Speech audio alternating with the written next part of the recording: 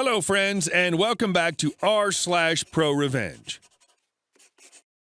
Our first story about a guy who cut off a cyclist on the road and ended up paying for a police car repair and losing his license. Join our channel if you're new here. Here we go.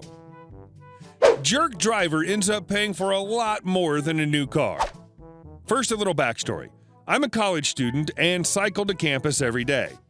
It's not a long ride at all, but I have to go through a zone where it's illegal to ride a bicycle on the sidewalk, so I'm forced to ride on the road. Most drivers don't care and just go around me, since I stay to the edge and don't make myself a nuisance. Also, I have a crappy e-bike that I commute on. This will be important later. A few weeks ago, a guy in a Ford SUV, I don't know exactly what kind, started yelling at me as he drove by while I was in the road-only zone. All the usual, get off the road, roads are for cars, you're too slow kind of stuff. I get that from drivers on a weekly basis. I just ignore it and keep going. This man was special though, since he cut right in front of me and slammed on his brakes after yelling. I was able to stop before I hit him, and he floored it out of there, yelling, "Better be careful next time, bike!" I was pretty mad, but I hadn't gotten his license plate or anything, and I doubt anything could be done about it anyway. There was no real proof. Over lunch, I told one of my friends who works as an EMT the story, and he got seriously PO'd. Apparently, he's seen the results of a car successfully brake-checking a cyclist. It's not pretty. 2 days later, the same Ford SUV/jerk tried to brake-check me again. I was expecting it as soon as I heard him yelling, "Get on the sidewalk, bike!" from behind, so I avoided a crash again. I told my EMT friend over lunch again, and he was even madder than before. I wanted to let it go, since I can't really do anything about him and my bicycle isn't going to win in a crash. The guy keeps trying to brake check me every few days during my morning commute whenever we're on the same patch of road at the same time. About a week ago, my EMT friend told me that he told my story to one of his friends in the campus police who was equally PO'd. The two of them wanted to catch this jerk driver. The plan was to have the policeman parked on the side of the road in hopes of catching and pulling over the jerk. I heartily agreed, and the officer pulled some strings and had himself posted on speeder catching duty for that stretch of road. A few days passed uneventfully with no sign of the road rager. I saw the cop parked in the same spot on the side of the road every day, a spot where the road has a left turn lane and a straight lane. Finally, I'm pedaling along and I hear the familiar voice scream, "Get the hell off the road, effer!" I yelled back, "Catch me then!" and took off. I was spinning my scrawny little chicken legs as hard as they go and pegged the throttle. I guess this made the driver even madder because I heard his engine roar as he pursued me. He shifted into the left lane as I stayed in the right. I looked to the side and saw a nasty old man in the driver's seat with the passenger window open. His mouth was going like he was yelling, but I couldn't hear him over the wind noise. I saw the police car spot approaching and started to slow down. Taking the opportunity, the driver swung right in front of me. I don't know if it was his speed or his anger that made him swing wide, but he cut across my lane and crashed straight into the back of the police car.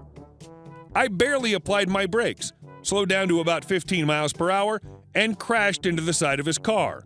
The officer got out, spitting mad would be an understatement, and called an ambulance and another police car. Everyone was unhurt since the jerk was only going like 25 miles per hour, but there was enough of an impact to trigger the SUV's airbags. The jerk ended up getting arrested for driving drunk. Seriously, who drinks before 9 a.m.? For an illegal lane change and probably other stuff too. I don't know all the details. I imagine that causing a crash like that would entail some additional charges. The guy ended up having to pay for extensive repairs on the police cruiser and for a new e-bike to replace the one he destroyed by cutting in front of me. The frame snapped. On top of that, I hear that his car was defined as totaled by his insurance company since the airbags went off, and he also has to pay for a new car. With any luck, he'll lose his license from the drunk driving charges and won't be able to menace cyclists again. And our next story. Destroy my clothes? Enjoy your time in jail. So this happened when I was 14 or 15. My mother was married to a man who had an adult son from a previous marriage. I think he was mid-20s. He lived the hippie life, literally on the streets by choice. And about once a year or so, he would hitchhike his way to our house with his friends do copious amounts of laundry, and generally just take over as if it was their house.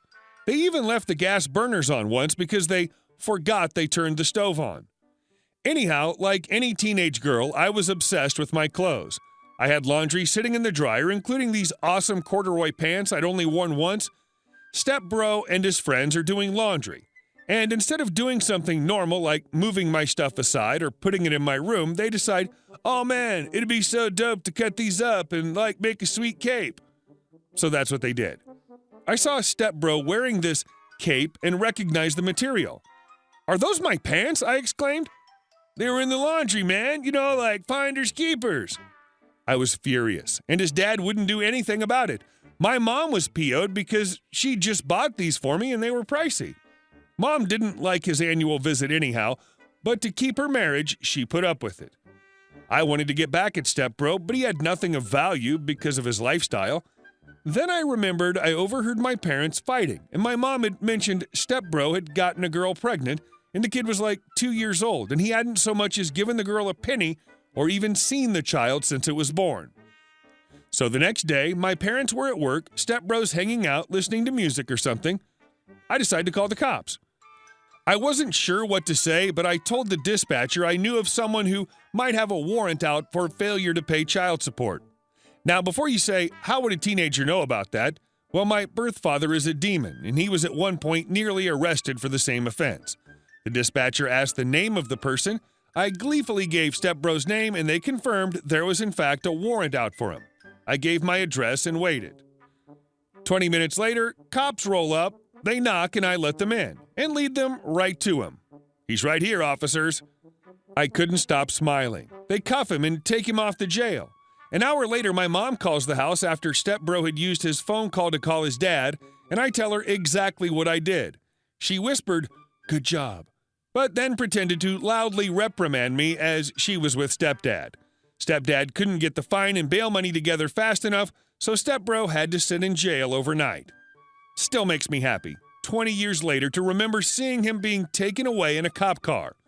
My mom, luckily enough, divorced that a-hole and is now married to a very nice man. And our next story. Cant Sue You? Okay, but be careful what you wish for. So my father's a lawyer who makes 80% of his living taking cases where people have been taken advantage of. Not all are poor, but many are, like elderly gentlemen scammed for $1,000 by an insurance company or agent, or charged an extra 3% for a mortgage. So a woman who bought a townhouse in a new development came to my father for help. Her new home immediately developed a mold problem from a leaky roof. About $5,000 in damages, not a big deal for a developer who just built 200 units. Remember that number. So my father writes a letter to the developer.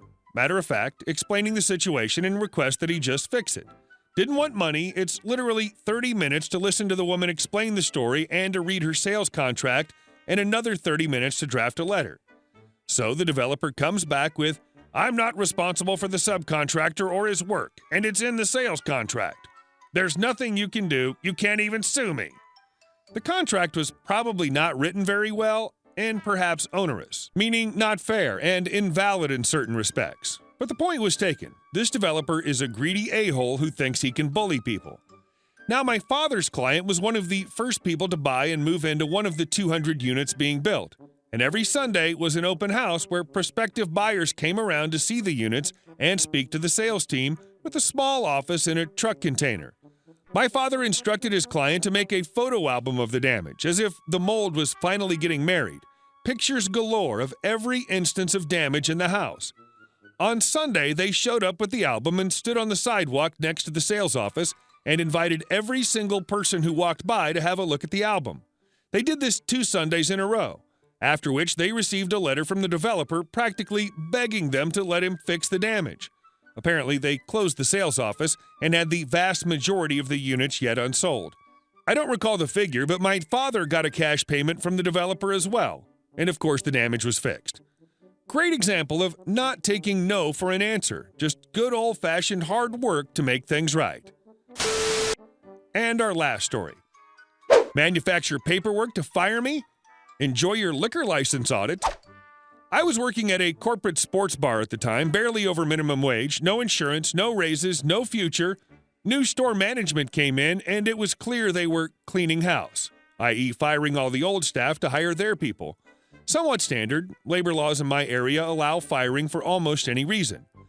I'd been down that road before. I needed a paycheck until I found a new job, so I played by their new rules. I did every stupid thing they said. I saw other more dedicated people fall by the wayside. Eventually, management needed a corporate policy violation to fire me. Finally, one day, they changed the time clock an hour ahead and fired me for being 1 hour late to work. Okay, fair play, 100% legal anyways. They paid for the total number of hours worked. They were just fabricating the lateness for company policy. Revenge begins. After finding that they were fighting my unemployment claim, I filed a formal complaint with the Liquor Bureau in my state. Their clock said that I was an hour late, therefore their official paperwork said that they were selling alcohol an hour after last call.